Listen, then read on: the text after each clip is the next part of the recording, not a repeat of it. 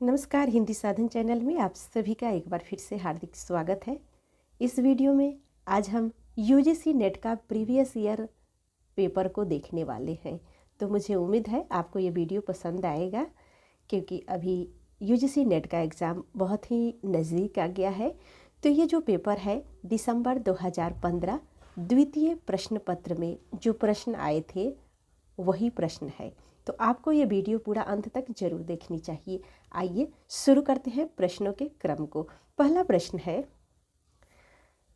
अवधी, मगही, भोजपुरी तथा मैथिली बोलियों में से बिहारी हिंदी से संबंध नहीं है।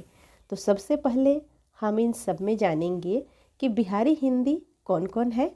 तो मगही, भोजपुरी, मैथिली, ये तीनों बोली जो है वो बिहारी हिंदी के अंतर्गत आती है और अवधी यहाँ पर सही उत्तर हो जाएगा, क्योंकि पूछा जा रहा है बिहारी हिंदी के अंतर्गत नहीं आने वाली बोली कौन सी है। तो आइए अगले प्रश्न को देखते हैं। इसे तो आप समझ गए होंगे।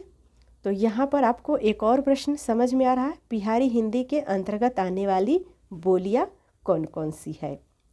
तो इस प्रकार से एक प्रश्न से आपके दो प्रश्न, तीन प्रश्न, अगर आप सभी प्रश्नों को ध्यान से देखते चले तो आपके दिमाग में सेट होता जाएगा और आपकी परीक्षा में ज़रूर ही आपको सफलता मिलेगी। आइए अगले प्रश्न को देखते हैं। हिंदी साहित्य का अतीत रचना के लेखक हैं। तो हिंदी साहित्य का अतीत रचना के लेखक विश्वनाथ प्रसाद मिश्र है। इनका ये प्रसिद्ध पुस्तक है। अगला प्रश्न है, दोहा। दोहा मूलतः छंद है, तो ये अपभ्रंश का छंद है। अगला प्रश्न है,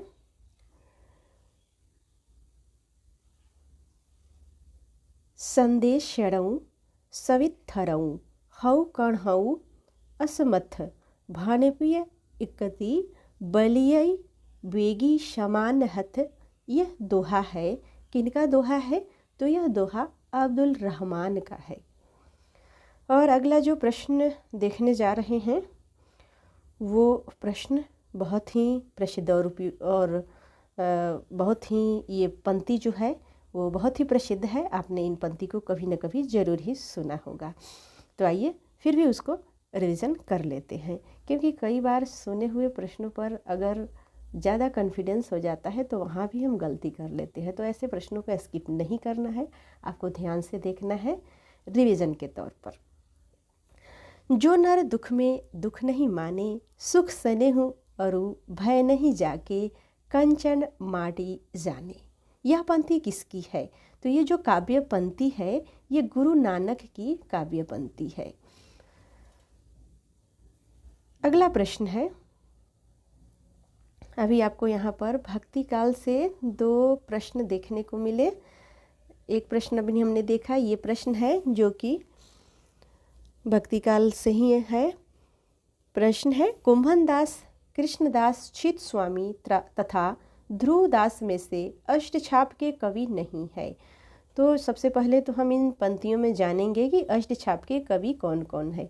तो कुंभनदास, कृष्णदास और चित स्वामी, ये तीनों अष्टछाप के कवि हैं। तो यहाँ पर ध्रुवदास सही उत्तर हो जाएगा। ध्रुवदास अष्टछाप के कवि नहीं है। और एक और प्रश्न यहाँ पर है आपके लिए कि कुंभनदास जो है वो अष्टछाप के प्रधान कवियों में से माने जाते हैं। तो अगर आपसे पूछा जाए कि अष्टछाप के प्रधान कवि कौन है, तो वहाँ पर आप कुंभनदास का ही चुनाव करेंगे।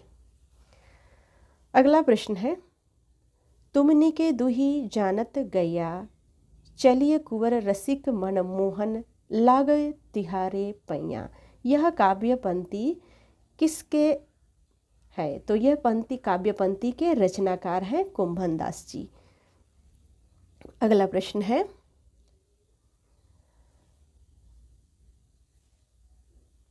हनुमान चरित के रचयिता है? तो रायमल पांडे हनुमान चरित के रचयिता है।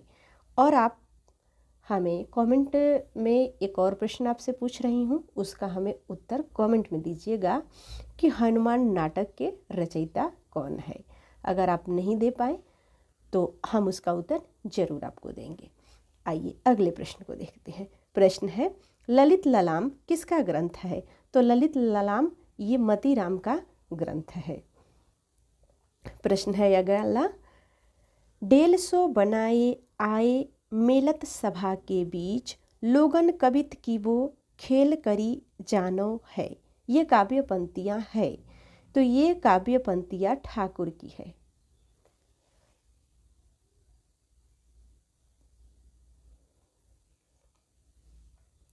आइए अगले प्रश्न को देखते हैं। भारतेंदु मंडल के लेखक नहीं है, तो भारतेंदु मंडल के लेखक राजा लक्ष्मण सिंह नहीं है। और अगला प्रश्न है, रसकलश रचना है, तो ये रसकलश रचना अयोध्या सिंह उपाध्याय हरिऔध की रचना है। इनका प्रिय प्रवास बहुत ही प्रसिद्ध रचना है। अगला प्रश्न है, भारतेंदु मंडल के लेखक, प्रश्न रिपीट हुआ है। अगले प्रश्न की तरफ बढ़ते हैं। अगला प्रश्न है, क्या कहा मैं अपना खंडन करता हूँ? ठीक है तो मैं अपना खंडन करता हूँ। मैं विराट हूँ, मैं समूहों को समोए हूँ। पंक्तियाँ है, तो ये काव्य पंक्तियाँ किसकी है? सूर्यकांत त्रिपाठी निराला की ये पंक्तियाँ है। अगला प्रश्न है, आज मैं अकेला हूँ, अकेले रहा नहीं जाता। जीवन मिला है यह, रतन मिला है यह।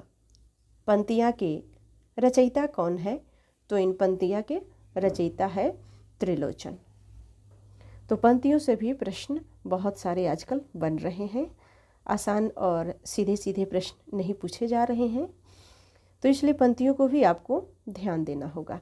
अगला प्रश्न है, स्त्री लेखन का प्रस्थान बिंदु माना जाता है। तो मित्रों मरजानी उपन्यास को स्त्री लेखन का प्रस्थान बिंदु माना जाता है। आइए अगले प्रश्न को देखते हैं। प्रश्न है अगला, समानांतर कथा प्रसंग, दो समानांतर कथा प्रसंगों पर चलने वाला शंकर शेष का नाटक है। तो शंकर शेष का नाटक एक और द्रोणाचार्य है जो दो समानांतर कथा प्रसंगों पर चलने वाला नाटक है। अगला प्रश्न है, कविता करना अनंत पुण्य का फल है। इस दुरास और अनंत उत्कंठा से कवि जीवन व्यतीत करने की इच्छा हुई। यह संवाद पंक्ति है, स्कंद गुप्त की यह संवाद पंक्ति है। अगला प्रश्न है, ठेस कहानी के लेखक हैं। तो ठेस कहानी के लेखक प्रसिद्ध आंचलिक उपन्यासकार फणीश्वरनाथ रेणु हैं। अगला प्रश्न है, अर्थ सौरस्य की कविता का प्राण है। यह कथन है, अर्थ सौरस्य ही कविता का प्राण है।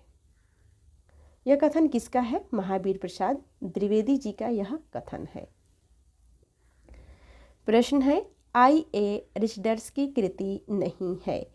तो रिचर्ड्स की कृति नहीं है कल्चर एंड अनार्की। अगला प्रश्न है, रचना काल की दृष्टि से कृतियों का सही अनुक्रम है। तो कृतियों का सही अनुक्रम हम देखते हैं कौन कौन सा है। दोहा कोश ये 8वीं शताब्दी का है। श्रावकाचार्य 10वीं शताब्दी। संदेश रासक 12वीं से 13वीं शताब्दी। कृतिलता 14वीं से 15वीं शताब्दी। तो यहाँ पर अगर आप नोट्स बनाते हैं तो आपको नोट्स जरूर बनाना चाहिए, अगर नहीं बनाते हो तो आपको बनाना चाहिए।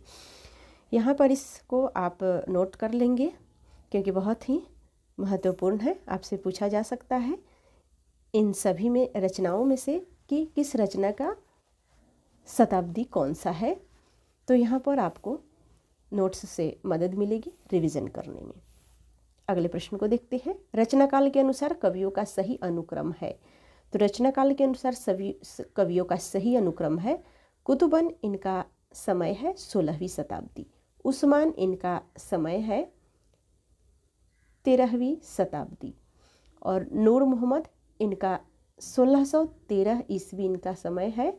और नूर मोहम्मद इनका समय है 1644 ईस्वी। कासिम शाह इनका समय है 1793 ईस्वी। अगला जो प्रश्न है वह है, रचना काल के अनुसार काव्य कृतियों का सही अनुक्रम, तो ललित लालाम विक्रम संवत 1716 से 1745, भाव विलास विक्रम संवत 1746, श्रृंगार निर्णय विक्रम संवत 1809, जगत विनोद विक्रम संवत 1810। तो इस प्रकार से रचना काल के अनुसार काव्य कृतियों का यह सही अनुक्रम है। अगला प्रश्न है, जन्म काल के अनुसार कलाकारों का सही अनुक्रम है। जन्म काल के अनुसार यहाँ पर लेखकों का कुछ नाम दिया हुआ है, तो आइए सबसे पहले देख लेते हैं कि किस लेखक का जन्म कब हुआ। भगवती चरण वर्मा, इनका जन्म हुआ था 1903 ईस्वी में और इनकी मृत्यु हुई 1981 ईस्वी। जैनेन्द्र कुमार, इनका जन्म 1905 ईस्वी और इनकी मृत्यु 1988 ईस्वी। हजारी प्रसाद द्विवेदी, इनका जन्म 1907 ईस्वी और इनकी मृत्यु 1979 ईस्वी। अमृतलाल नागर, इनका जन्म 1916 ईस्वी और इनकी मृत्यु 1990 ईस्वी। तो इस प्रकार से जन्म काल के अनुसार कवियों का सही अनुक्रम यह है। और अगले प्रश्न देखेंगे जो कि प्रकाशन वर्ष के अनुसार से है, पूछा जा रहा है। तो प्रश्न है, इंदुमती, इंदुमती उसने कहा, मकरिल और कफन, इन सब कहानियों का प्रकाशन वर्ष कब है? तो इंदुमती, इनका प्रकाशन वर्ष, कहानी का प्रकाशन वर्ष है 1900 ईस्वी। उसने कहा था, कहानी का प्रकाशन वर्ष 1915 ईस्वी। मकरिल, इसका प्रकाशन वर्ष 1934 ईस्वी और कफन 1936 ईस्वी। प्रश्न है अगला, प्रकाशन वर्ष के अनुसार पत्रिकाओं का सही अनुक्रम है। तो पत्रिकाओं का सही अनुक्रम है आजकल 1945 ईस्वी, सारिका 1967 ईस्वी, समकालीन भारतीय साहित्य 1980 ईस्वी, नया ज्ञानोदय 1902 ईस्वी। अब यहाँ पर इस नोट को भी ध्यान देंगे। ज्ञानोदय पत्रिका का प्रकाशन सन 1955 से हो रहा है। अब इसका नाम क्या है? नया ज्ञानोदय, इसलिए यहाँ पर नया ज्ञानोदय दिया गया है। अगला प्रश्न है, प्रकाशन काल के अनुसार भीष्म साहनी के नाटकों का सही अनुक्रम है। तो भीष्म साहनी के नाटकों का सही अनुक्रम, हानुस 1977, माधवी 1985, मुआवजे 1993 ईस्वी, आलमगीर 1999 ईस्वी। प्रश्न है अगला, प्रकाशन काल की दृष्टि से महिला नाटककारों के नाटकों का सही अनुक्रम है। तो महिला नाटककारों के नाटकों का सही अनुक्रम कुछ इस प्रकार से है। बिना दीवारों का घर 1965 ईस्वी, ठहरा हुआ पानी 1975 ईस्वी, जो राम रची राखा 1981 ईस्वी और नेपथ्य राग 2004 ईस्वी। प्रश्न है अगला, प्रकाशन वर्ष के अनुसार रचनाओं का सही अनुक्रम है।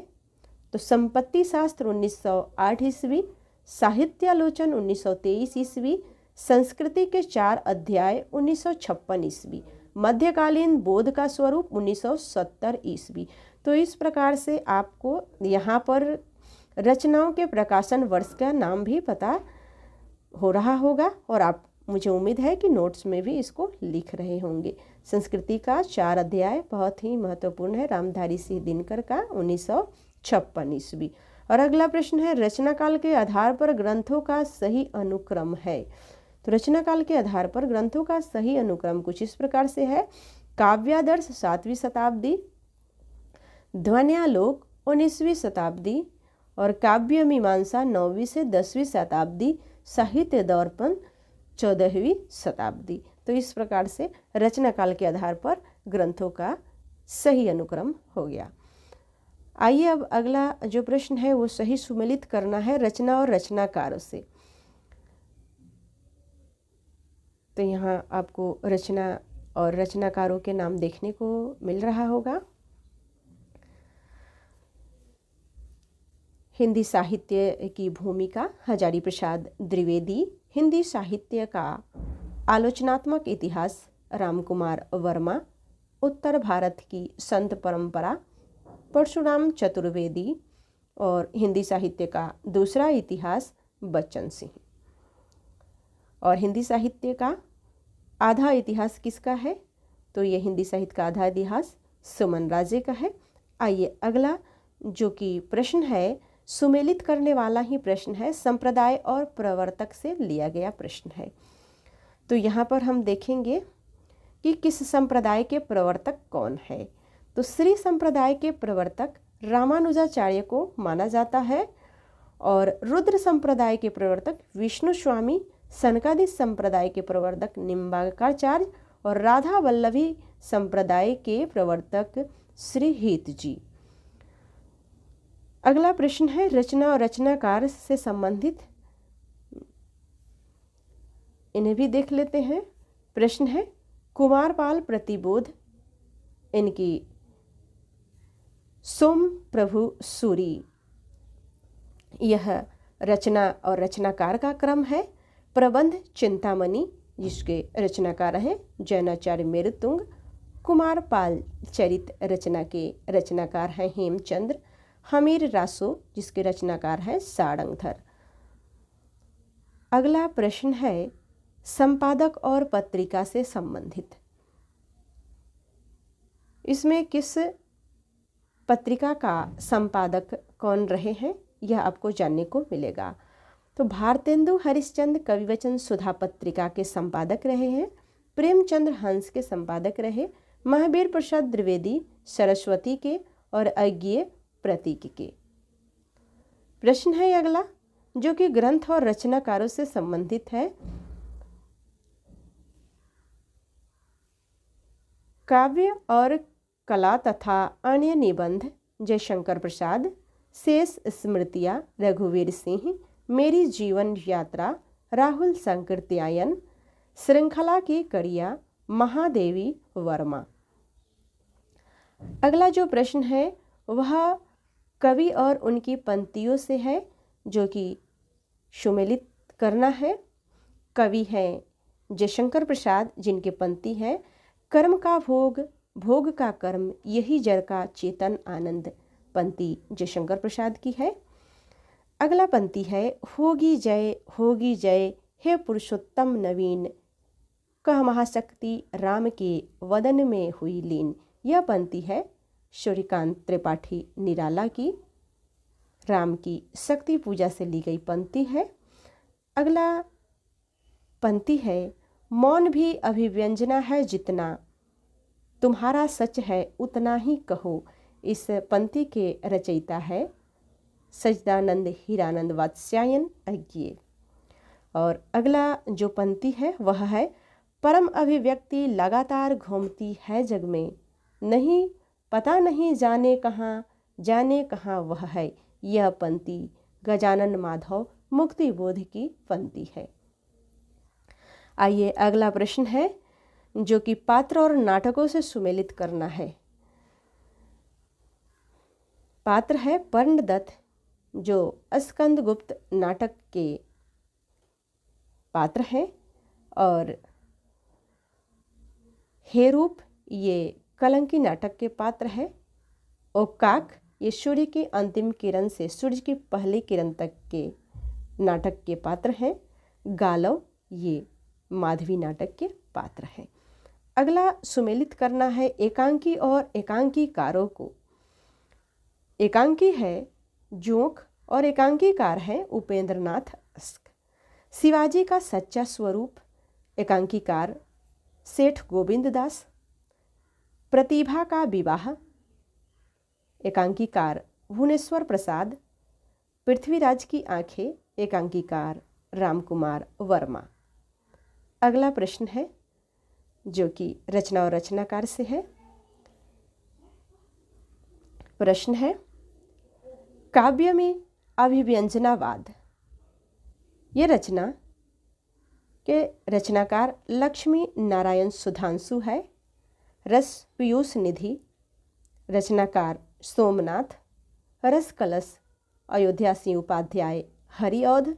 और हिंदी नवरत्न मिश्र बंधु।